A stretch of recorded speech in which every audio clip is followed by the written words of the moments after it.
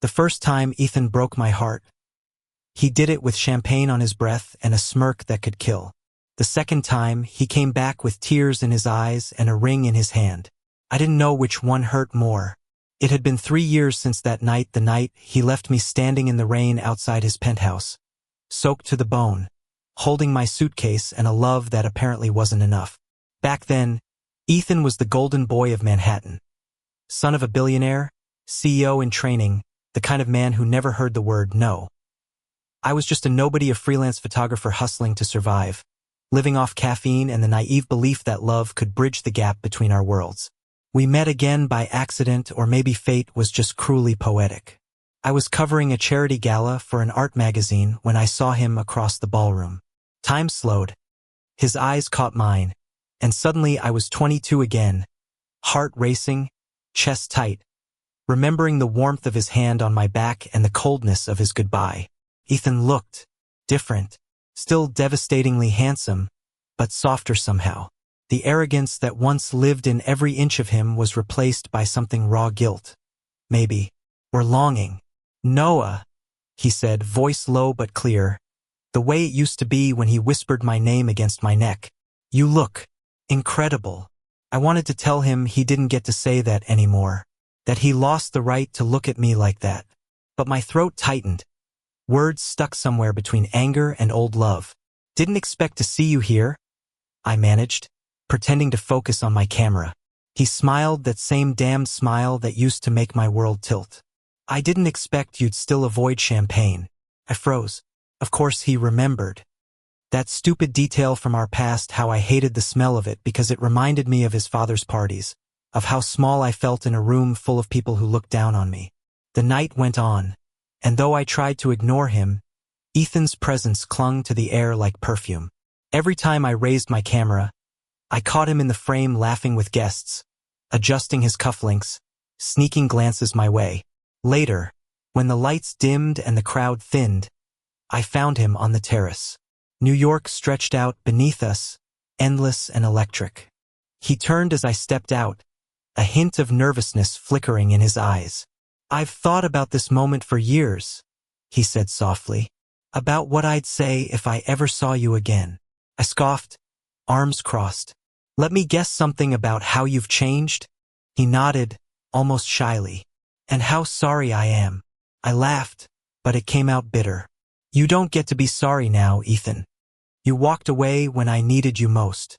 You let your father humiliate me, you—" "I know," he interrupted, stepping closer. "I was a coward. I thought if I let you go, I'd protect you from all the mess that came with me. But I only destroyed us instead."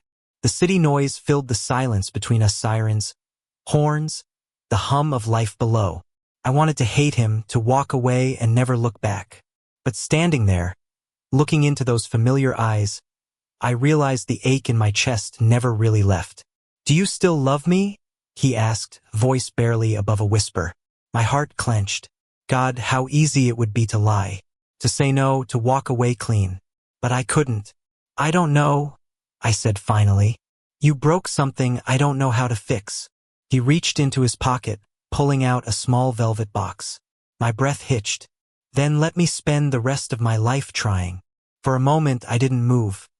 The city faded, the cold vanished, and all that existed was him, Ethan, the man who once ruined me, now standing before me like a sinner begging for redemption. "Ethan," I murmured, shaking my head, "you can't just walk back in and expect everything to be okay." "I don't," he said. "I expect it to hurt. I expect you to make me earn every ounce of trust one lost. But I need you to know I never stopped loving you. Not one day."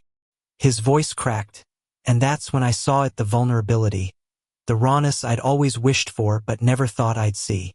For the first time, Ethan Price wasn't the billionaire's son or the arrogant alpha. He was just a man, standing in front of the person he loved, terrified of losing them again. And God help me, part of me wanted to believe him. The wind picked up, rustling through the golden leaves around us. I stepped back, heart pounding. "I can't do this tonight." He nodded, eyes glistening.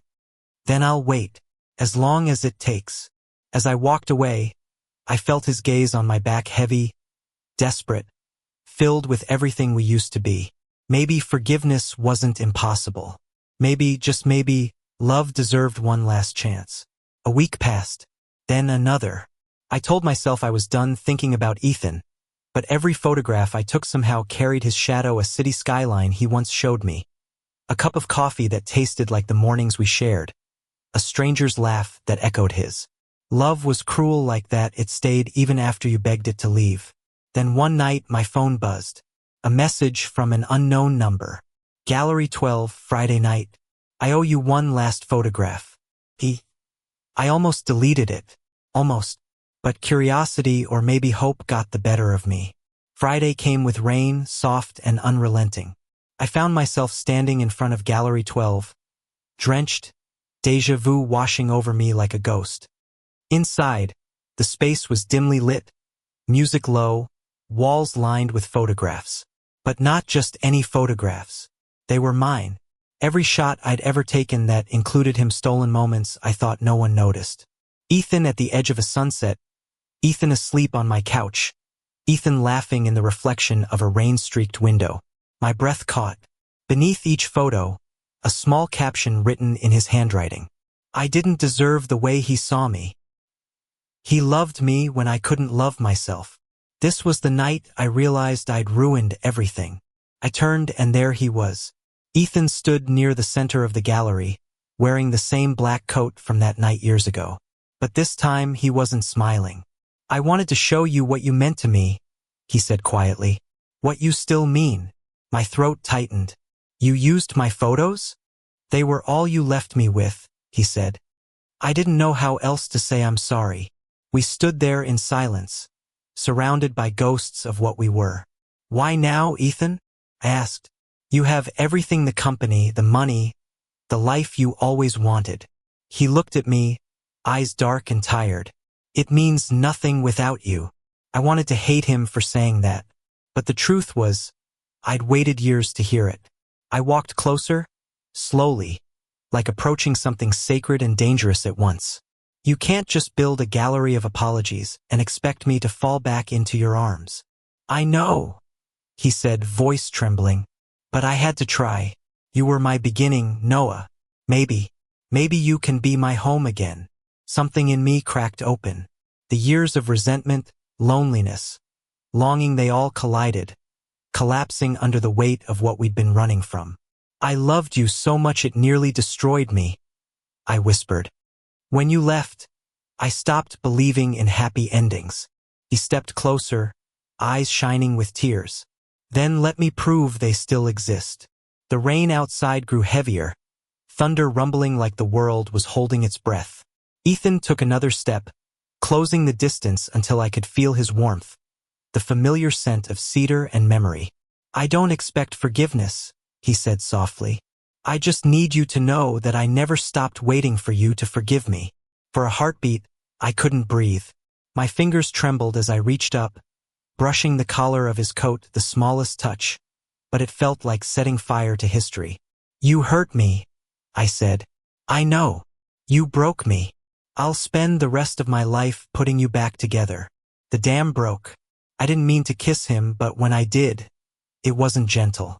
It was years of silence, regret, and love crashing into one impossible moment. He tasted like rain and redemption. His hands cupped my face as if afraid I'd disappear. When we finally pulled apart, he rested his forehead against mine. So, is that a yes? I laughed through tears. It's a maybe.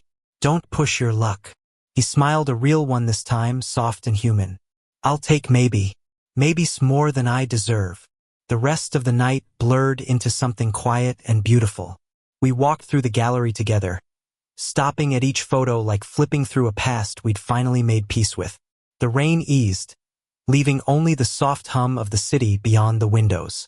At one point, he turned to me, his voice barely above a whisper. You know, the first photo you ever took of me, the one on the bridge? I still have it. I kept it all these years. I smiled faintly. You mean the one where you blinked? He chuckled. Yeah, I blinked because you smiled. The ache in my chest eased for the first time in years. I didn't know what tomorrow would bring, or if love could truly fix what was broken. But as we stood there, two men who had lost and found each other again, I realized maybe love wasn't about fixing. Maybe it was about choosing again and again even after everything fell apart. Outside, dawn began to break, spilling gold through the rain-streaked glass. Ethan reached for my hand. I hesitated only for a second before taking it. He squeezed gently, his voice low.